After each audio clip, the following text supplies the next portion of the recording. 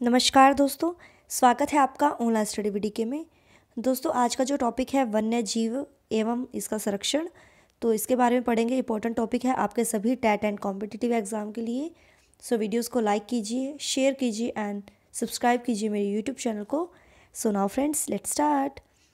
And ये साथ के साथ नोट डाउन करते रहना इंपॉर्टेंट पॉइंट्स को। आपको जैसे कि पता है कि भारत की जो पारिस्थितिक व भूगोलिक दशाएं हैं उनमें विविधता पाई जाती है, डाइवर्सिटी, और इसी विविधता के कारण यहाँ अनेक प्रकार के जीव जंतु पाए जाते हैं। संपूर्ण विश्व में कुल जीव जंतुओं के 15 लाख जो ज्ञात प्रजातियां हैं उनमें से 81,000 प्रजातियां हमारे भारत में मिलती हैं। और देश में स्वच्छ और समुद्री जल की मछलियों की संख्या 2500 है प्रजातियां। और भारत में पक्षियों की 1200 प्रजातियां हैं और 900 उप प्रजातियां हैं। ठीक है, तो साथ में ये नोट डाउन कर लेना। अगला पढ़ते हैं भारत में जंतु और जो वनस्पतियां हैं इसके बारे में। कुछ अनुमान यह कहते हैं कि भारत में 10% वन्य वनस्पतियां ज्ञात हैं और 20% स्तनधारियों को लुप्त होने का इनको खतरा है। और इनमें कई उपजातियां तो नाजुक अवस्था में हैं जो लुप्त होने के कगार पर हैं, जिनमें चित्ता, गुलाबी सिर वाली बत्तख, पहाड़ी कोयल और जंगली चित्तीदार उल्लू और मधुका इंसिगिन्स महुआ की जो जंगली किस्म है ये, और बर्डिया हेप्टान्यूरोन जो घास के डियर प्रजाति है। ठीक है, तो ये पौधे इसमें शामिल हैं जो लुप्त होने के कगार पर हैं। अगला है कि जो भारत में बड़े प्राणी हैं उनमें से स्तनधारियों की 79 जातियाँ, पक्षियों की 44 जातियाँ, सरीसृपों की 15 जातियाँ और जल स्थल चरों की 3 जातियाँ जो लुप्त होने का खतरा बना हुआ है। इन पर लगभग 1500 पादप जातियों के भी लुप्त होने का खतरा है। फूलदार वनस्पति और रीढ़धारी प्राणियों के लुप्त होने की प्राकृतिक दर से 50 से 100 गुना ज़्यादा है। ठीक है, ये भी थोड़ा देख लेना आप। जैसे कि पता है डियर, IUCN ने इनको कई श्रेणी में विभाजित किया है। तो देख लेते हैं कौन कौन सी जातियाँ हैं। पहली है सामान्य जाति। ये वे जातियाँ होती हैं जिनकी संख्या जीवित रहने के लिए सामान्य मानी जाती है, जैसे पशु, साल, चीड़ और कृदंत रोडेंट जिसको बोलते हैं। तो ये सामान्य जातियों में आता है, पूछा जा सकता है डियर। ठीक है, तो साथ में नोट डाउन कर लेना। अगला है संकटाग्रस्त जातियाँ। तो ये कैसी जातियाँ होती है डियर? ये वे जातियाँ हैं जिनके लुप्त होने का खतरा है और जिन विषम परिस्थितियों के कारण इनकी संख्या कम हुई है। जो विषम परिस्थितियाँ होती है जो उनके अकॉर्डिंग नहीं होती, यदि वे जारी रहती हैं तो इन जातियों का जीवित रहना कठिन होता है। ठीक है, तो वो अगर उनके मीन्स प्रतिकूल वो प्रभाव देंगी, ठीक है, ऑपोजिट परिस्थितियाँ आएंगी, तो इससे क्या होगा, उनकी संख्या कम होती जाती है और इन जातियों का जीवित रहना कठिन है। जिसमें आता है काला हिरण आता है और मगरमच्छ, भारतीय जंगली गधा, गैंडा, शेर, पूंछ वाला बंदर और जो है हमारे संगाई जो मणिपुरी हिरण है। ठीक है, तो ये इस प्रकार की जातियों के उदाहरण है। तो ये भी पूछा जा सकता है कि संकटाग्रस्त जातियाँ कौन सी जातियाँ होती हैं। ठीक है, और किनकी संख्या कम हो रही है इसमें। अगला है सुभेग जातियाँ जो होती है। कैसी जातियाँ होती है डियर?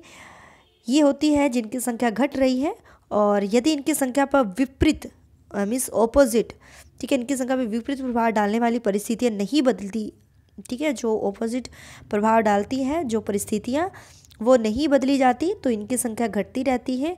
तो ये संकटाग्रस्त जातियों की श्रेणी में शामिल हो जाती हैं। तो ये थोड़ा याद रखना, जिसमें नीली भेड़, ठीक है, एशियाई हाथी और गंगा नदी की डॉल्फिन। ठीक है, तो ये इस जातियों के उदाहरण हैं। तो पता लग गया होगा सुभेग। अगला है दुर्लभ जातियाँ जो होती हैं। तो दुर्लभ जातियाँ कैसी होती हैं?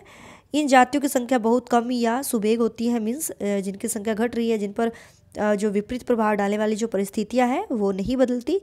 ठीक है, तो इसको दुर्लभ जातियां भी कहा जाता है। और यदि इनको प्रभावित करने वाली विषम परिस्थितियां नहीं परिवर्तित होती, जो विषम प्रभाव डालती हैं, विषम जो परिस्थितियां होती हैं वो परिवर्तित नहीं होती, तो ये संकटाग्रस्त जातियों की श्रेणी में आ जाती हैं। ठीक है, तो ये भी जो है। अगला है स्थानिक जातियाँ। तो स्थानिक जातियाँ कैसी होती है?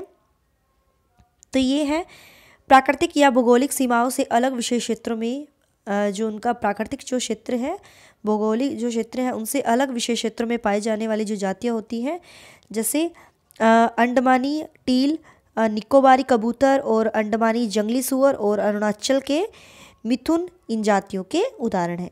ठीक है, कौन सा था ये? स्थानिक जातियाँ।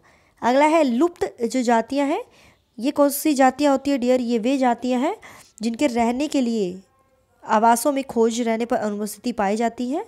खोज जब इनकी आवासों में खोज करते हैं तो इनकी उपस्थिति पाई जाती है, यहाँ वो नहीं होते। और ये उपजातियाँ स्थानिक क्षेत्र, प्रदेश, देश और महाद्वीप या पूरी पृथ्वी से ही लुप्त ये हो गई है। लुप्त जिसको बोलते हैं लुप्त हो जाना, ठीक है। अगर यहाँ खोजते हैं तो इनकी अनुपस्थिति पड़ती है जहाँ वो नहीं होते। और ऐसे उपजातियों में एशियाई चित्ता और गुलाबी सिर वाली बत्तख शामिल है, ठीक है।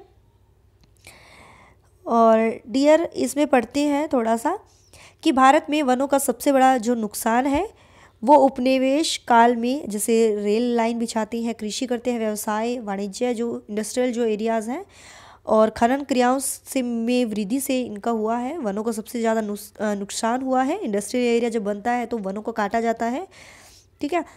स्वतंत्रता प्राप्ति के बाद भी वन संसाधनों के सिकुड़ने से कृषि का फैलाव महत्वपूर्ण कारकों में से एक रहा। भारत में वन संरक्षण के अनुसार 1951 और 1980 के बीच लगभग 26,200 वर्ग किलोमीटर वन क्षेत्र कृषि भूमि में परिवर्तित किया गया। और अधिकतर जनजातीय क्षेत्र, विशेषकर पूर्वोत्तर और मध्य भारत में स्थानांतरित जो झूम खेती होती है वो उनको पहाड़ों को काटकर जो किया जाता है, ठीक है। तो वहाँ झूम खेती होती है और स्लैश और बर्न खेतों के चलते वनों की कटाई इनसे की जाती है। तो ये इसीलिए वनों का कटाव किया जाता है खेती के लिए। और हमारे कुछ पर्यावरण विशेषज्ञों के अनुसार भारत में कई क्षेत्रों में इनरिचमेंट, वृक्षारोपण अर्थात वाणिज्य की दृष्टि से कुछ या एकल वृक्ष जातियों के बड़े पैमाने पर रोपण करने से पेड़ों की दूसरी जातियाँ उनकी ख़त्म हो गई है। तो इसीलिए भी ख़त्म हुए हैं वन जो है, उनकी प्रजातियां लुप्त हो गई हैं। तो ये बड़ा माना जाता है।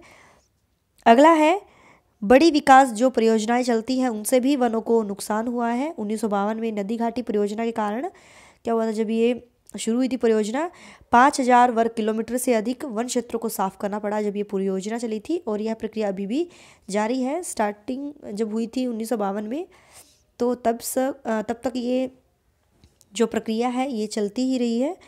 और वनों की बर्बादी में खनन ने भी महत्वपूर्ण ये भूमिका निभाई है, जिसके कारण वनों का विनाश हो रहा है। और पश्चिम बंगाल में बक्सा टाइगर रिजर्व डोलोमाइट के खनन के कारण गंभीर जो खतरे हैं, तो ये खतरे माने जाते हैं, ठीक है।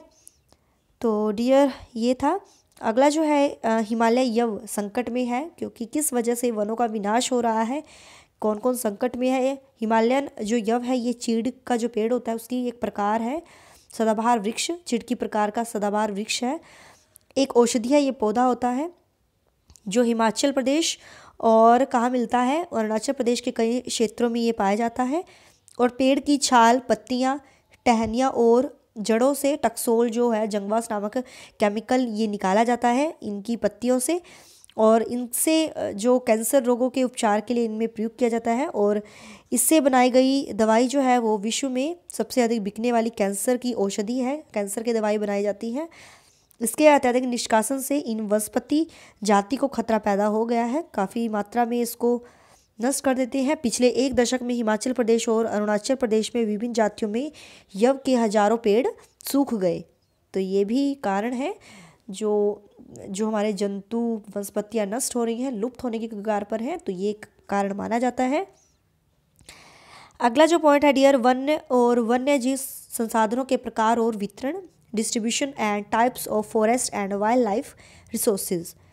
तो भारत में डियर अधिकतर वन और वन्य जीवन जो है या तो प्रत्यक्ष रूप से सरकार के अधिकार क्षेत्र में है या वन विभाग और अन्य विभागों के जरिए उसके अंडर में है। सरकार के प्रबंधन में भी है, जिन्हें निम्नलिखित वर्गों में बांटा गया है, किसके अंडर में कौन सा एरियाज आता है। जैसे आरक्षित वन होते हैं, ठीक है। तो देश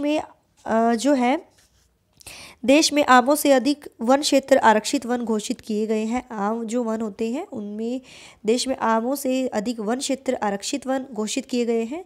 जहां तक वन और अन्य प्राणियों के संरक्षण की बात है, आरक्षित वनों को सर्वाधिक मूल्यवान माना जाता है, तो मूल्यवान इनको माना जाता है। रक्षित वन जो होते हैं ये वन विभाग के अनुसार जो होते हैं डियर, आरक्षित वन वन विभाग के अनुसार देश के कुल वन क्षेत्र को 1/3 हिस्सा रक्षित है। जो देश का कुल वन क्षेत्र है उसका 1/3 जो हिस्सा है रक्षित वन है, और इन वनों को और अधिक नष्ट होने से बचाने के लिए इसकी सुरक्षा की जाती है। ठीक है, अगला है अवर्गीकृत वन, जिसका वर्गीकरण नहीं किया गया है। तो अवर्गीकृत वन जो है सभी प्रकार के वन और बंजर भूमि जो होती है वो सरकार, व्यक्तियों और समुदाय के स्वामित्व में ये होती है, तो वो अवर्गीकृत कहलाए जाते हैं। ठीक है, तो कौन से कहलाए जाते हैं? अवर्गीकृत वन। इसमें जो है इसी के पॉइंट्स हैं अवर्गीकृत वन के। आरक्षित और रक्षित वन ऐसे स्थायी वन होते हैं, ऐसे वन क्षेत्र है जिसका रख रखाव इमारती लकड़ी, अन्य वन पदार्थों इनके बचाव के लिए किया जाता है। और मध्य प्रदेश में स्थायी वनों के अंतर्गत सर्वाधिक क्षेत्र है, जो कि प्रदेश के कुल वन क्षेत्र का 75% है। इसके अतिरिक्त जम्मू और कश्मीर, आंध्र प्रदेश, उत्तराखंड, केरल, तमिलनाडु, पश्चिम बंगाल और महाराष्ट्र में भी कुल वनों में से एक बड़ा जो अनुपात है वो आरक्षित वन क्षेत्रों का है, जबकि जो बिहार है, हरियाणा है, पंजाब है, हिमाचल प्रदेश है, उड़ीसा है, राजस्थान में कुल वनों में रक्षित वनों का एक बड़ा अनुपात है। ठीक है, तो ये एरियाज़ हैं ऐसे कि कहाँ किस मिस वन का ज़्यादा अनुपात है। पूर्वोत्तर के सभी राज्यों में और गुजरात में अधिकतर जो वन है वो अवर्गीकृत वन में आते हैं, जैसे एरियाज़ उन्होंने बताए हुए हैं किसके अंडर में है, तो ऐसे मैंने आपको बताया है। अगला है डियर समुदाय और वन संरक्षण, कम्युनिटी एंड फॉरेस्ट कंजर्वेशन। सो इसके लिए हमने काफ़ी परियोजना चलाई है। जैसे वन संरक्षण की नीतियाँ हमारे देश में कोई नई बात नहीं है। भारत के कुछ क्षेत्रों में जो स्थानीय समुदाय सरकारी अधिकारियों के साथ मिलकर जो भारत के कुछ क्षेत्र हैं वो स्थानीय समुदाय सरकारी जो अधिकारी हैं उनके साथ मिलकर आवास स्थलों के संरक्षण में वो जुटे हुए हैं कंजर्वेशन के लिए, क्योंकि इसी से ही दीर्घकाल में इनकी आवश्यकताओं की पूर्ति हो सकती है। और डेढ़ जैसे कि पता है सरिस्का जो बाघ रिजर्व है उसमें राजस्थान के गाँवों ने अन्य जीव संरक्षण के अधिनियम के तहत वहाँ से खनन कार्य बंद करवाने के लिए वो संघर्ष कर रहे हैं, और कई क्षेत्रों में तो लोग स्वयं वन्य जीव आवासों की रक्षा कर रहे हैं खुद, और सरकार की ओर से हस्तक्षेप भी स्वीकार नहीं कर रहे हैं। जब वो खुद स्ट्रगल कर रहे हैं, वन्य जीव आवासों की रक्षा वो कर रहे हैं, तो वो सरकार का भी मीन्स इंटरप्शन नहीं वो चाहते। ठीक है, अगला जो है राजस्थान के अलवर ज़िले में 5 गाँवों के लोगों ने तो क्या क्या किया है, 1200 हेक्टेयर वन भूमि भैरव देव डाकव सेंचुरी घोषित कर दी है, और जिसके अपने ही उन्होंने नियम कानून उन्होंने बनाए हुए हैं जो शिकार वर्जित करते हैं और बाहरी लोगों की घुसपैठ से यहाँ के वन्य जीव को बचाते हैं। तो ये ऐसे काम किए जा रहे हैं कंजर्वेशन के लिए। और हिमालय में प्रसिद्ध जो चिपको आंदोलन हुआ था, आपको बताना है कब हुआ था चिपको आंदोलन और कहाँ शुरू हुआ था डियर। ये क्विज का क्वेश्चन है आपका, चिपको आंदोलन कब शुरू हुआ था और ये कहाँ हुआ था। ठीक है, तो कई क्षेत्रों में वन कटाई रोकने में ये कामयाब नहीं रहा। ठीक है, अपितु यह भी दिखाया गया कि स्थानीय पौधों की जातियों को प्रयोग करके सामुदायिक वनीकरण अभियान को सफल बनाया जा सकता है। ठीक है, अगला है टिहरी में किसानों का बीज बचाओ जो आंदोलन है वो स्टार्ट हुआ था कि रासायनिक उर्वरकों के प्रयोग के बिना ही, कि रासायनिक उर्वरक यूज़ नहीं करने थे, केमिकल उर्वरक, उसके बिना ही विविध फसल उत्पादन द्वारा अधिक आर्थिक रूप से व्यवसाय जो है कृषि उत्पादन संभव है। तो ये उन्होंने ऐसा आंदोलन स्टार्ट किया था। नेक्स्ट है भारत में संयुक्त वन्य प्रबंधन कार्यक्रम क्षरित वनों के प्रबंधन और पुनर्निर्माण में स्थानीय समुदाय की भूमिका की महत्व को ये उजागर करते हैं। तो इन्होंने ये स्टार्ट किया था औपचारिक रूप से। इस कार्यक्रम की शुरुआत जो हुई थी 1988 में हुई थी, जो संयुक्त वन प्रबंधन है, और उड़ीसा राज्य ने ये इसका पहला प्रस्ताव पास किया था। ठीक है, तो ये थोड़ा याद रख लेना।